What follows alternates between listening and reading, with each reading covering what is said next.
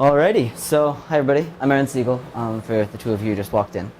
I don't know if you all saw the cage when walking in, but that is one of my 14 sculptures that I made as part of my senior year project. So the goal of my senior year project was really to discover the relationship between art and the public opinion on social issues. And my thesis was that in general, people change their opinion about an issue if it's presented to them in a form of artistic articulation, as opposed to a more boring form.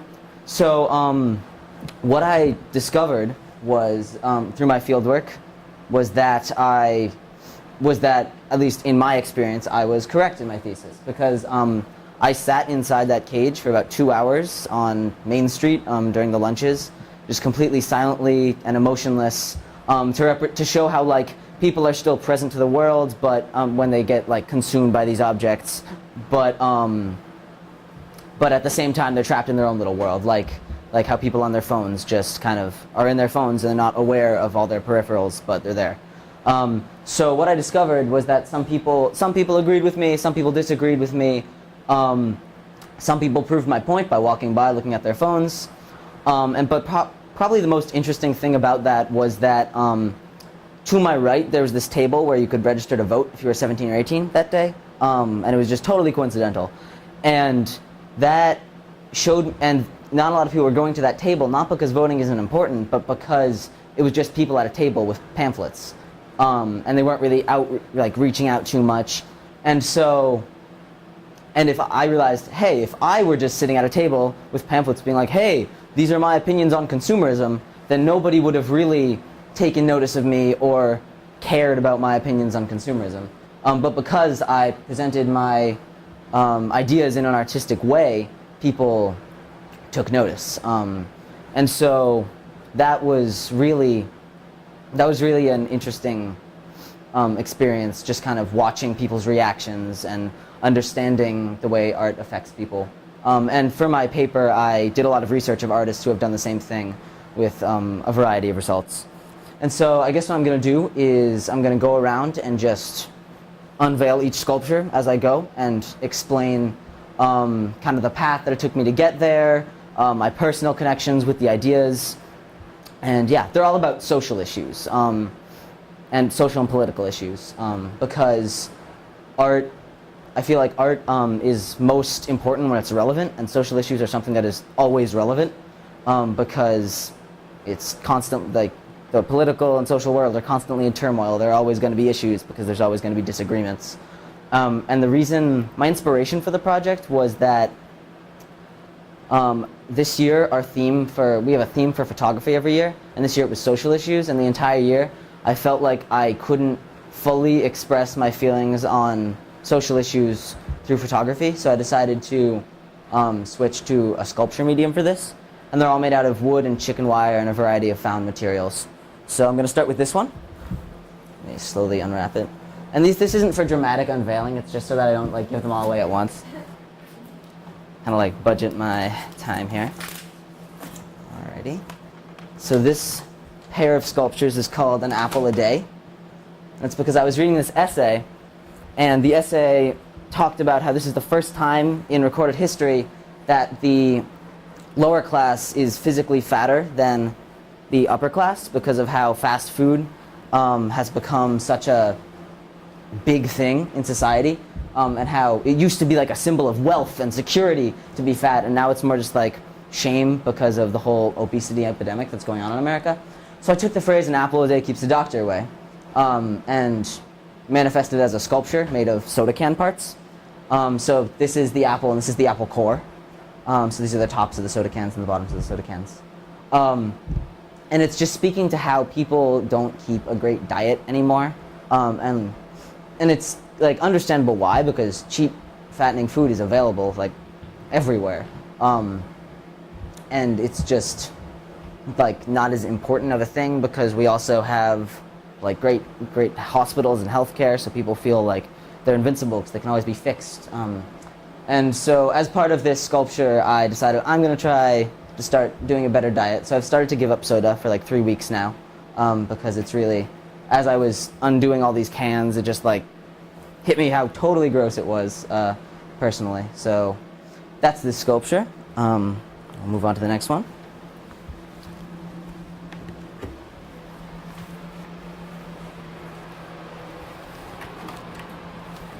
This one's about revolutions, because within the past like 5 or 6 years, revolutions really have been happening just worldwide. Revolutions and revolts, and you hear about them every day. There was Libya, now there's all the revolts going on in Syria. And so I made this revolutionary fist out of all the flags of the world.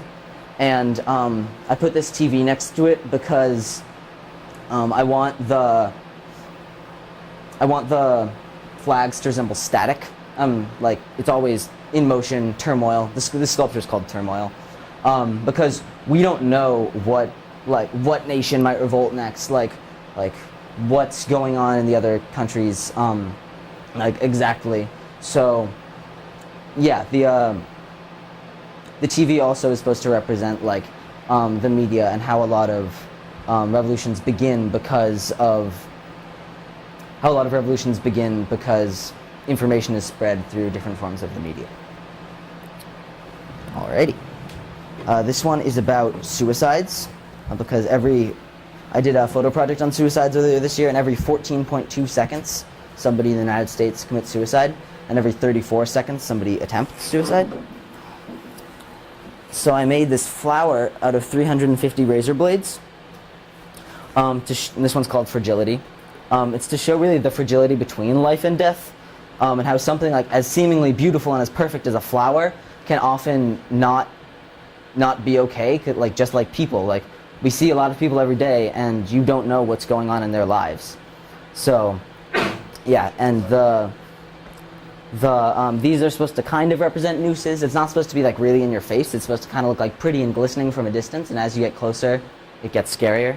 And this is the pistol and a pistol, so it's kind of like a play on words there, because the pistol of the flower.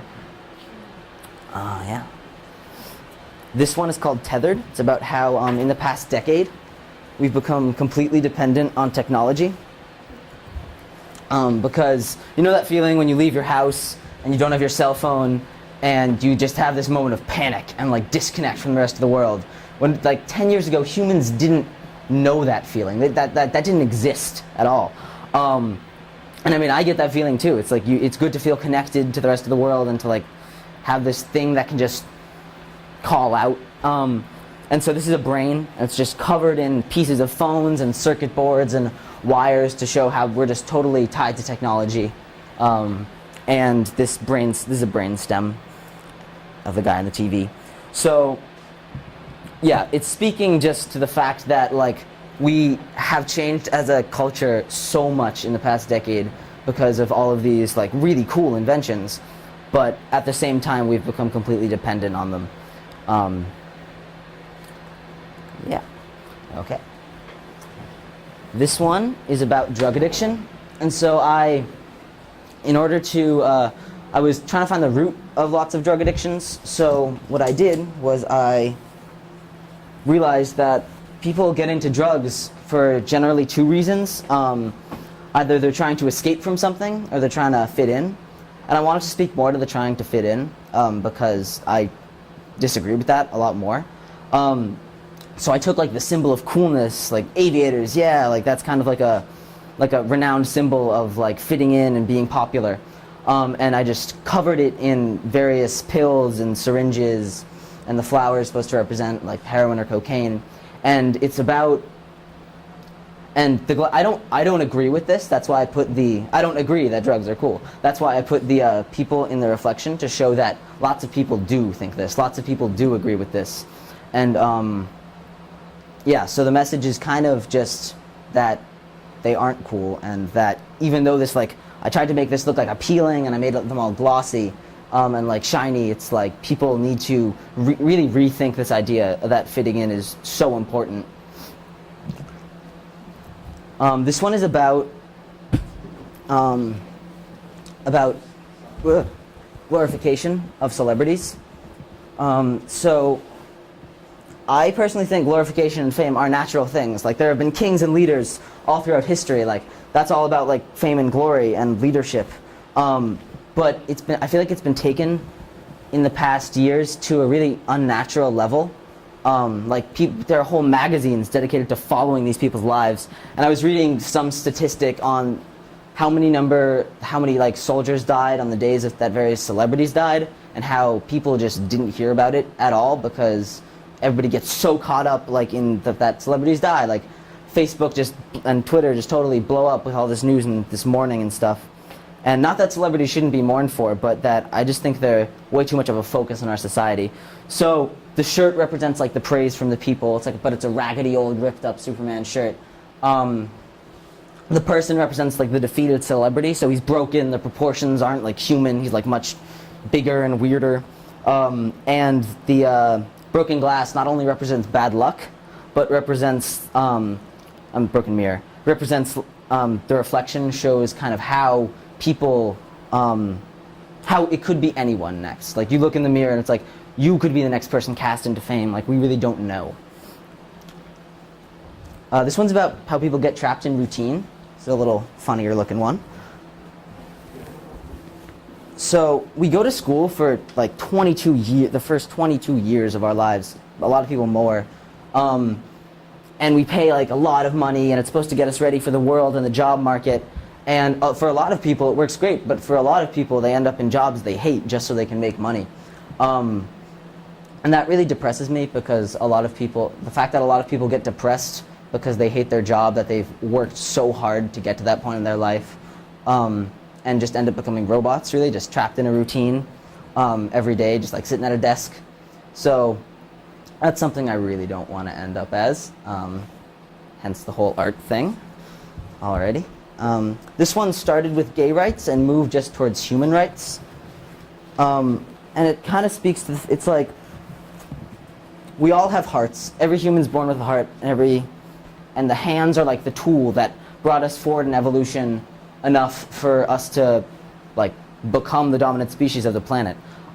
So it's speaking to how we all have hearts and we all have hands. Why are we focusing so much on sexuality, race, and gender? Like billions have suffered and been like killed or just in general prejudiced because of gender, race, and sexuality.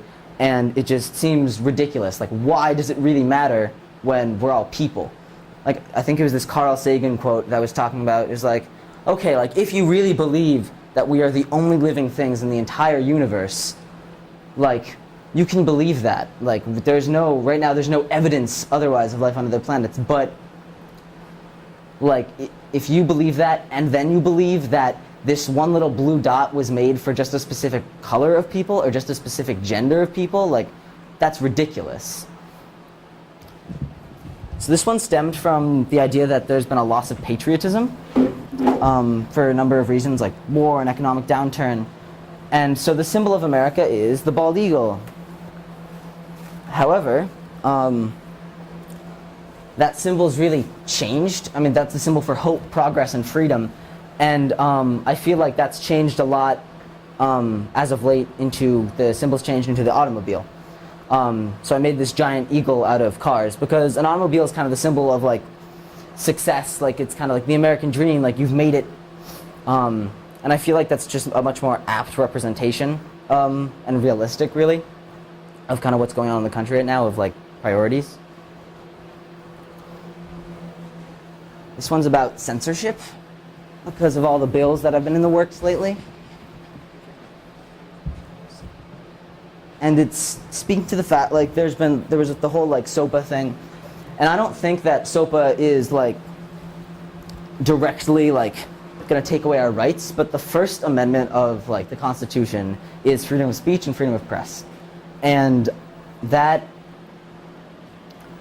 like SOPA and like all those other ones like PIPA seem like they could be precursors to things in the future that do infringe on our rights, because like the United States like has the privilege of like freedom of speech and press is something a lot of countries just don't have. Like, these are all newspaper articles from the Boston Globe, like stuff that's going on in Syria is here. Like a lot of countries, like in North Korea, they're in like a box, like there's no information coming in, and this is supposed to resemble as if truth were in a museum, like a thing, like an unattainable thing of the past. So it's just kind of like like we need to be careful with what we have now because we might not appreciate it until it's gone. And this kind of speaks to that same thing, except it's about pollution. And this is, so this shape, this is supposed to be a tree, but it's a shape that we would, let the wind blow it, it's a shape that we would never find in nature. Like no trees actually look like this. But trees are like as beautiful as this. Like trees are amazing living things. But because of pollution, they're being wiped out a lot. And so here, like at first you see it and you're like, oh, what a pretty shape. And then you look closer and you see that it's actually made of plywood. So it used to be a tree, it used to be alive, but now it's not. And then you see it's painted this like industrial black, dark green color. And then you see all this plastic that's like hiding its beauty. So this speaks to pollution and how we really need to, this one's called cover up.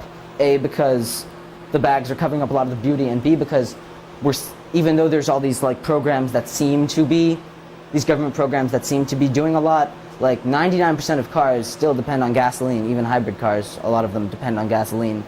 So, I feel, and I think a lot of people feel, like the problem is being more or less swept under the rug, even though recently there have been a lot of advances in environmental protection.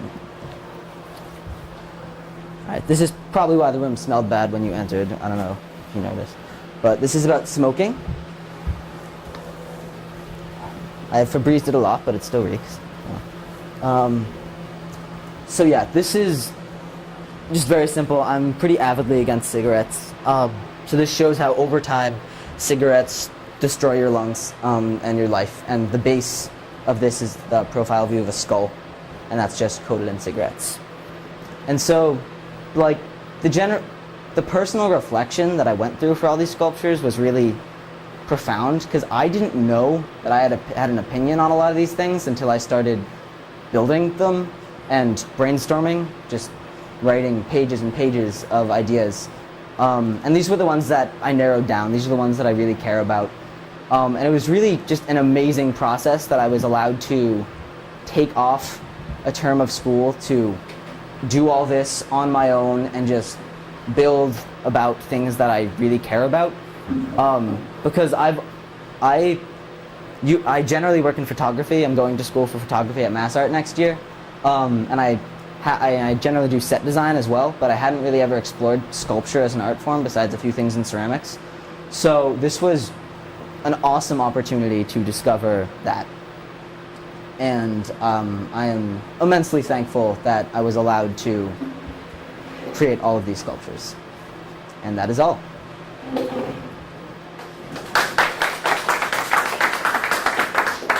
Any questions? Can you talk about the process for putting all these sculptures together and how long it took you? Well, I finished officially all of them on Monday. So it took, and I counted, and it took a total of 50 days, exactly. And so what I did was I didn't work on one at a time. I started them all. I started them all like a little bit at a time and just like worked away at the block as a whole, not as them individually, because I didn't want to give up on any of them halfway through. Because if I just like built 5 and then burnt out, I would have given up on a lot of the others. So I structured it in a way that was advantageous to myself, and the process as a whole. The third term was really just brainstorming and researching other artists, and the fourth term I just dove right into it. Who were some of the artists? Not really sculpture artists, but graffiti artists more. So people like Banksy and Shepard Fairey. I studied a lot of their work and wrote about them in my paper, because a lot of it's about intent versus effect. So like a lot of graffiti artists never intend to have an impact, because if you want to get made as an artist, you don't start writing art in alleyways. But a lot of them do, like Banksy and Shepard Fairey, like the tag of Andre the Giant, I'm sure you've all seen it. The Obama Hope poster, that wasn't made by Obama, that was made by Shepard Fairey, and then like sanctioned by Obama because it was really great. So it was personal expression of opinion that turned into fame. Some other sculpture, originally I was doing installations, so I wanted to see like people's different reactions on like a photo that usually hung in a gallery but in an alleyway and such like that, stuff like that. But they didn't. Then the idea changed and narrowed down into sculpture and social issues. Ms. Gomez? Aaron, first of all, I'm so impressed. Thank you. This is so cool. I have two questions. First, what are you going to do with the sculptures? Unknown. I'm not throwing any of them out. I know that. But I was Display them anywhere? I was told by someone that I should email them photos and they'll send them to people at the ICA. So I don't know where that'll go at all. I have a sign up there that says if anybody wants to purchase any, they can email me. Because if not, they're just gonna fill up my room when I go to college next year. Right. But stuff like the cage, like I really don't know how I'd transport. So Yeah. it's like, Freshman dorms aren't perfect. Yeah, I know. well, no, I mean like my room at home. Oh, okay. Leave it all there. Yeah. So yeah, really unknown with that, but it'll be up till Friday and then I'll kind of cross that bridge. Is this your first installation? Yes. I'm curious, what did you learn, not about the artistic aspect, but about the practical aspects of... Need to measure things to fit through of the doors. system, right, yeah. That cage, I measured to fit through doors, but I didn't measure all the stuff I put on it to fit through doors. So that's kind of why it's out there. Also, it's a good like eye grabber for people to come in. But like that mirror guy, he needs to be folded in half and turned sideways to fit through doors. So that was kind of a big thing. In general, I guess more budgetary planning. Like if I could do this again, I probably would have done some things different. I probably would have had like a lot more solid ideas when I went into it. Like I had another sculpture about contraception, and it was a mosaic of the Virgin Mary made out of condoms. And it never went through because I didn't think I could do it well in the time I had. And that one's not because I hate religion at all. That's just because contraception is only a social issue right now because of opposition by the church. So, yeah. But that one was replaced with this one because I was reading that essay online one day and that just totally inspired me. So it was kind of like a switch out. It wasn't. I guess I would have gone like, I do like the like sudden inspiration, but I would have also liked to go into it with a lot more planning. But that was really just on me because I had a lot of third term. There was shows going on that I was working on and kind of backed stuff up. Ed? Yeah, Aaron, I know you're from a photo background, and that's what you primarily do. And, like, what are the advantages and disadvantages that you find between the two different mediums, from sculpting and from photography? For a lot of my photos, I generally make something and then take a picture of it anyway. So I felt like just making stuff was kind of the next logical step. With photo, the disadvantages I felt was that it just wasn't like, I just couldn't get it out there enough. Because in general with my photos, it's a lot, like the message is a lot more vague. It's not as like in your face. Just because like with photos, you don't have like words and like physical things. So I feel like photo is definitely a lot better for expressing things like vaguer things like emotion. But when I wanted to do all these like really specifically, and also I've been doing photo for 4 years and I love it and I want to go into it, but I really wanted a chance to do something else, and that's kind of what I see SYP as, like an opportunity to do something that I haven't done before. So that's why I chose sculpture. I was originally going to take photos as well and have them cover the walls, but time constraints. I was wondering how you made this. I know you work on set design. Like, are you good with Yeah, saw and all jigsaw. that? I've used a Yeah. lot. These are impressive. I mean, Yeah, so I used a fine-tooth jigsaw for that. I do that used. here? It's cool. Yeah, I did the majority of this here at school, with the exception of gathering materials.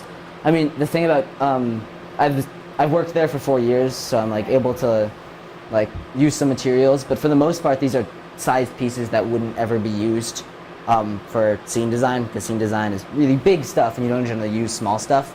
So like the only stuff that like that piece of wood was like a size that I took, but and like maybe this piece. But in general, it was all just taken out of a dumpster or found. Like the bags I just recycled. I've been collecting those bottle tabs for years, waiting to use them for an art project. I only used like a 16th of them there. I printed out all the flags. I collected all the newspaper. I collected all the cigarette butts with gloves for like years. That took forever. I've been like collecting broken phones and stuff for that thing and for the brain. So it's just in general collection. I mean, I did spend about probably $300 on the whole project, just for stuff like spray paint and razor blades and some of the more specific things, and wire for the brain. But overall, it was found stuff. Fell off. Just shove it back on. Any more questions, Brendan? All right. So you said that when you were sitting in the cage, that people were more, you got more of a reaction from people than the voting registration people did. And you said that that's because you were showing art. Do you think that's really the case, or was it because you were being different and you were being disturbing to the senses that maybe they were paying attention and being provoked to think? And maybe if they had a voting registration booth that was just as eye-catching as yours, that you could escalate it and make something like that not really different. And then I mean, I think that the voting booth did not get as much attention. I mean, I think I did pull some attention away because that thing's pretty eye-catching. But I also think the table wasn't very eye-catching, and it's because, I mean, if the table had been printed like bright pink, like that's a very simple, like slightly artistic thing, like I'm sure that would have drawn a few more people over. So I guess it's less about just the art, but more just about like the form of articulation and how eye-catching and exciting that is, whether that be art or not. My thesis was that it was art and that it is in general art, but... Sorry. Were you, and this is going to sound really weird, but I mean it the best way possible. What were you wearing when you were in the cage? Very plain clothes. I was just wearing, I forget what I was wearing for shoes, not these, but just like plain jeans and like a blue t-shirt, and I just kind of like stared off into space. But it was interesting to see people's reactions. Yeah. We have time for one more question. Okay. First off, I just wanted to say that I'm in awe that you were able to do all of this with the amount of time that you have. Thank you. I really hope that things get displayed, because I honestly haven't been this excited about art in a long time, and I do hope that more people get to see this. Yeah, it's up till Friday, so... Until Friday. Yeah, but yeah. even beyond that, I think Yeah, this is as do I. impressive. And so my question is, has working with this medium affected you as a photographer? If so, how so? And do you plan on continuing with sculpture? I definitely plan on continuing with sculpture in my free time. I don't know if I'll switch into that in college. I mean, we'll kind of see. There's this whole like foundations year at Mass Art that like is supposed to like change your decision or make you just be exposed to all forms of art. I think as a photographer, I mean, I haven't really done any big photo project since I've done this, because I just finished this. But I imagine, because I already build things and then photograph them, I'll do that even more, and just spend more time on the building things. Like, at the beginning of this year, I had a photo project also about consumerism, which was the exact same idea, except I manifested it as a person in a suit. So I had this fencing helmet that I covered in objects, and this shirt that I covered in objects, and these briefcases that were handcuffed to the guy, which was like the exact same message, but less of a sculpture. And I had colleges ask me if I was going to sculpture or photography, because they weren't sure based on my photos. So I think it'll just be even more sculpture oriented. Is that all we got? Okay. All right, thank you so much, guys.